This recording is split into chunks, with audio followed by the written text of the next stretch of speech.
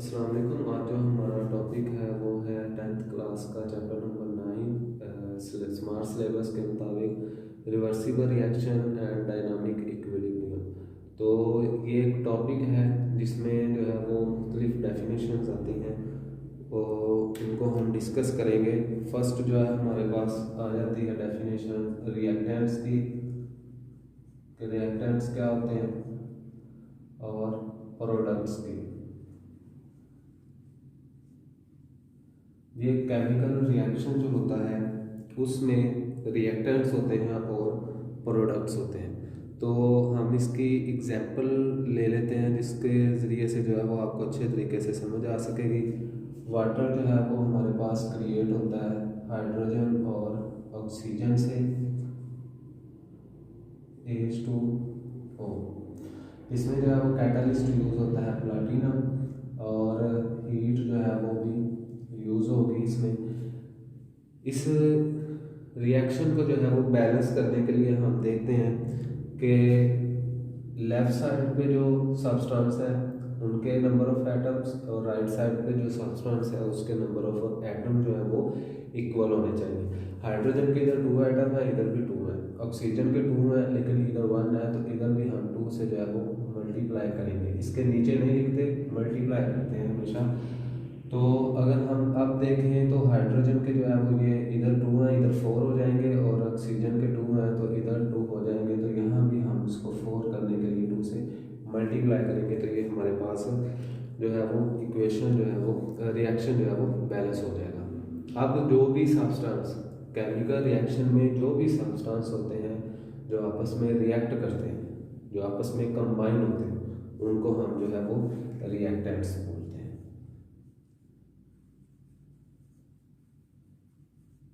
और जो reactants combine होते हैं तो उनसे एक न्यू सब्सटेंस जो बनता है उसको हम प्रोडक्ट बोलते हैं। ये आ जाता है जी हमारे पास रिएक्टेंट्स और प्रोडक्ट्स की डेफिनेशन। उसके बाद जो हमारे पास नेक्स्ट है वो आ जाता है जी इरिवर्सिबल रिएक्शन।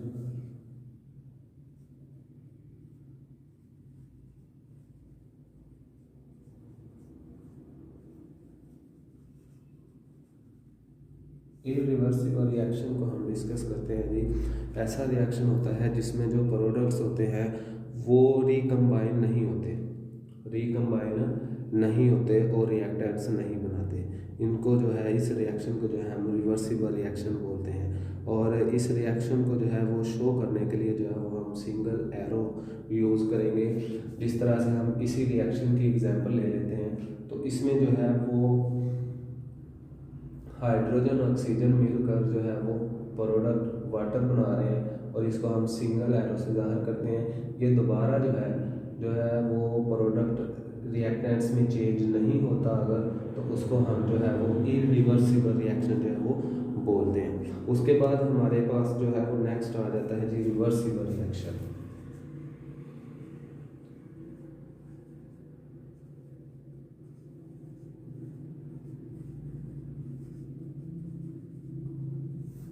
रिवर्सिबल रिएक्शन जो है वो नाम से भी ज़ाहिर हो रहा है रिवर्सिबल। रिवर्स का मतलब होता है वापस आना। तो ऐसा रिएक्शन जिसमें प्रोडक्ट्स जो होते हैं वो रिकम्बाइन होके रिएक्टर्स दोबारा जो है वो बनाते हैं। इसको जो है वो हम जो है वो डबल एरो से शो करते हैं। इसकी जो है वो एग्जांपल हम अगर लें तो उसके लिए हम डिस्कस कर लेते हैं जी हाइड्रोजन को। और हाइड्रोजन के साथ जो है वो आयोडीन जब रिएक्ट करता है तो हमारे पास हाइड्रोजन आयोडाइड जो है वो बन जाता है। तो इसको अगर हम बैलेंस करें तो हाइड्रोजन के जो है वो लेफ्ट साइड पे 2 एटम है, हाइड्रोजन के भी 2 है, और इधर हम 2 से मल्टीप्लाई करेंगे तो ये इक्वेशन जो है वो बैलेंस आ जाएगी। ये हमारे पास जो है वो आ जाती है इरिवर्सिबल रिएक्शन की जो है वो एग्जाम्पल। अब अगर ये दोबारा जो है वो प्रोडक्ट रिएक्ट करके रिएक्टेंट्स में चेंज हो जाती है, तो इस रिएक्शन को हम रिवर्स। इसके बाद जो है वो हमारे पास जो है डेफिनेशन वो आ जाती है फॉरवर्ड रिएक्शन की। फॉरवर्ड रिएक्शन क्या होता है?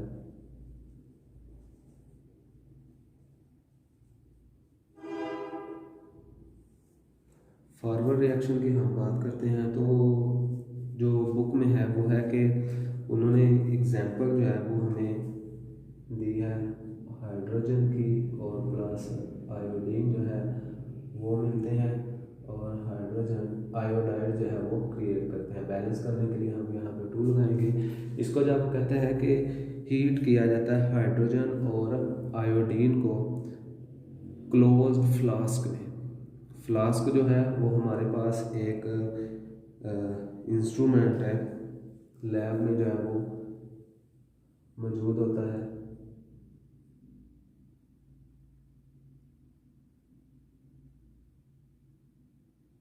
इस शेप का, तो इसमें जो है वो फ्लास्क में, क्लोज्ड फ्लास्क में, जिसका ऊपर से जो फेस है उसको कवर कर दिया जाता है।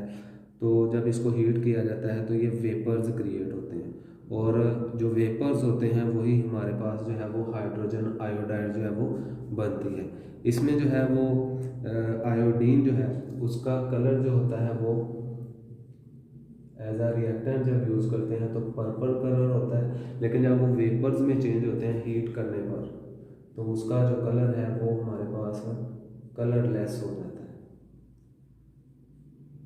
यानी कलर जो उसका गायब हो जाता है। तो हीट जो है उसको हम इस तरह से ट्राई एंगल से जो है वो शो करते हैं।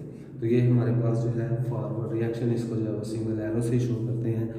तो उसके बाद नेक्स्ट हमारे पास आ जाता है जी रिवर्स रिएक्शन।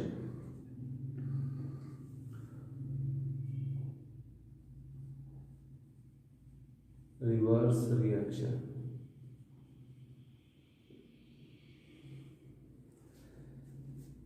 रिवर्स रिएक्शन की बात करते हैं तो इसमें यही जो एग्जांपल है, इसमें जो है वो हाइड्रोजन आयोडाइड जो है वो दोबारा जब रिएक्ट करता है तो उसको हम एज आ रिएक्टेंट लेते हैं और ये जब इसको अगेन फ्लास्क में जो है वो हीट किया जाता है तो ये हाइड्रोजन और आयोडीन में चेंज हो जाता है। कलर जो होता है इसका हाइड्रोजन आयोडाइड का ये कलरलेस होती है। जब फिर इसको दोबारा हम हीट करते हैं तो ये आयोडीन का कलर जो है वो पर्पल जो है वो क्रिएट हो जाता है, आयोडीन का कलर जो है वो पर्पल हो जाता है। तो ये हमारे पास जो है वो रिवर्स रिएक्शन आ जाता है कि फॉरवर्ड रिएक्शन में रिएक्टेंट्स मिल के जो है वो प्रोडक्ट बनाते हैं और प्रोडक्ट दोबारा एज आ रिएक्टेंट के लिए यूज़ होती है और वो अगेन जो है वो रिएक्टेंट्स बना देते हैं और ये हमारे पास जो है वो फिर प्रोडक्ट्स के तौर पे जो है वो आ जाएंगे। तो ये हमारे पास जो है फॉरवर्ड और रिवर्स रिएक्शन की डेफिनेशन आ जाती है। इस रिएक्शन को जब हम कंबाइन लिखेंगे तो वो हमारे पास आ जाएगा हाइड्रोजन प्लस आयोडीन। इस रिएक्शन को हम डबल एरो से शो करते हैं। फॉरवर्ड और रिवर्स रिएक्शन को जब हम कंबाइन लिखेंगे तो ये डबल एरो से शो करते हैं, हाइड्रोजन आयोडाइड, और ये 2 हम लगाएंगे। नेक्स्ट हमारे पास जो डेफिनेशन आ जाती है वो है जी केमिकल इक्विलिब्रियम स्टेट।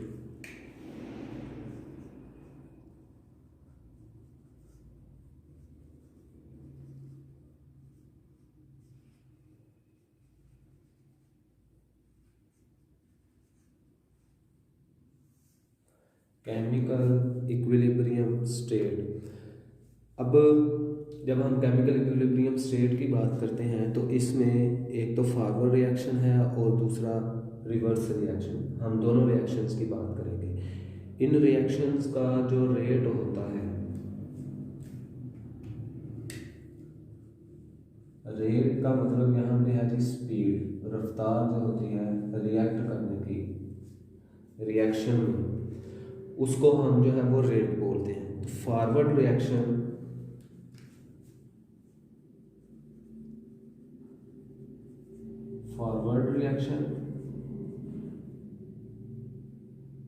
और रिवर्स रिएक्शन।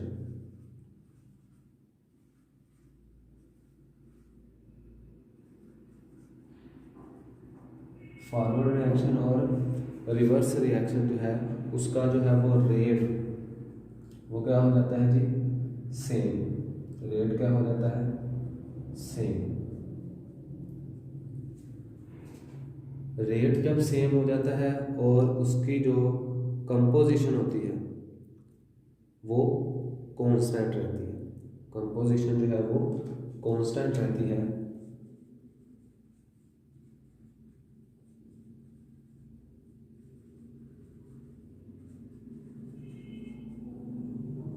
उस रिएक्शन की कंपोजिशन जो है वो कांस्टेंट रहती है, तो उसको हम केमिकल इक्विलिब्रियम स्टेट बोलते हैं। फॉरवर्ड और रिवर्स रिएक्शन जो है उसका रेट जो है वो सेम हो जाता है और कंपोजिशन जो होती है वो रिएक्शन की वो कांस्टेंट रहती है, तो उस रिएक्शन को हम, उस स्टेट को हम केमिकल इक्विलिब्रियम स्टेट बोलते हैं।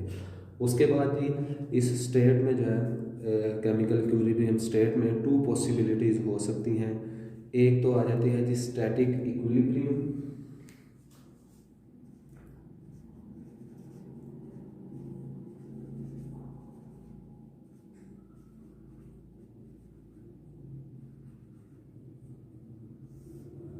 और जो सेकंड है वो हमारे पास डायनामिक इक्विलिब्रियम स्टेट आ जाती है।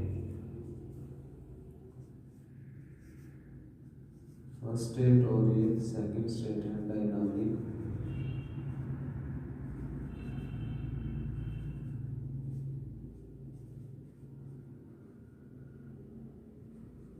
Equilibrium state.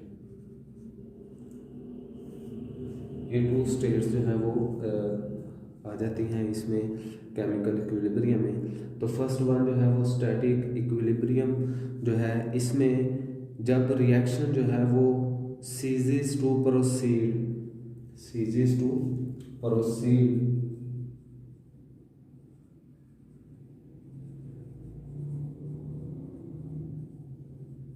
यानी कि कंप्लीट रिएक्शन एक जो है वो स्टैटिक मुकम्मल रिएक्शन हो जाता है, उसको हम जो है वो स्टैटिक इक्विलिब्रियम बोलते हैं। ये मोस्टली जो है वो हम इसकी जब एग्जांपल लेते हैं तो इसकी एग्जांपल जैसे एक बिल्डिंग है वो स्टैंड रहती है, जब तक उसके ऊपर कोई भी जो है वो फोर्सेस लगा कर अगर हम उसको जो है वो गिरा नहीं देते तो तब तक वो इक्वल उसकी फोर्सेस होंगी हर तरफ से, तो उसको हम जो है वो स्टैटिक इक्विलिब्रियम स्टेट बोलते हैं। इसी तरह से हम जब बात करते हैं डायनामिक इक्विलिब्रियम की, तो डायनामिक इक्विलिब्रियम में ये ऐसी स्टेट आ जाती है जिसमें रिएक्शन जो है वो स्टॉप नहीं होता, रुकता नहीं है, बल्कि ये इसका जो फॉरवर्ड और रिवर्स रिएक्शन जो होता है उसका रेट जो है वो इक्वल हो जाता है, लेकिन रिएक्शन जो है वो ऑपोजिट डायरेक्शन में होता रहता है। फॉरवर्ड और रिवर्स रिएक्शन दोनों एक दूसरे के ऑपोजिट होते हैं, लेकिन इनका जो रेट होता है वो सेम हो जाता है, उसको हम डायनामिक इक्विलिब्रियम स्टेट बोलते हैं। Rate of forward reaction equal होता है रेट ऑफ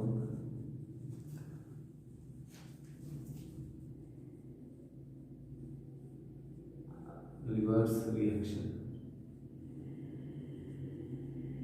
तो ये हमारे पास आ जाता है जी डायनामिक इक्विलिब्रियम स्टेट। डायनामिक का मीन होता है जी कि कंटिन्यू रहना, स्टिल कंटिन्यू।